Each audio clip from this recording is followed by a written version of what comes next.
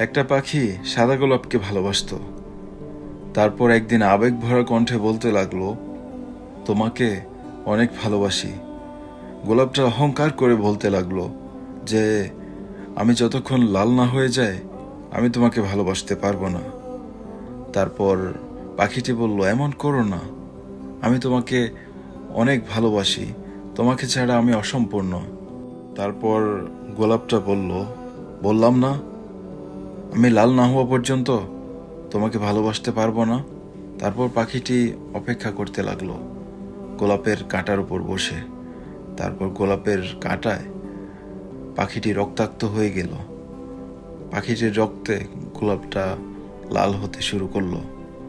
তারপর গোলাপটি বলল, এখন তোমাকে ভালোবাসি। ততক্ষণে দুর্ভাগ্যবশত পাখিটি মরে গিয়েছিল।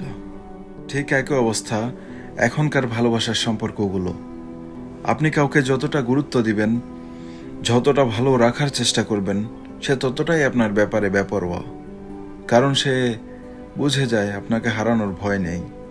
যদি ভুলেও বলে দেন যে তোমাকে ছাড়া আমি অসম্পূর্ণ, তারপর সে আর আপনাকে কখনোই গুরুত্ব দিবে না।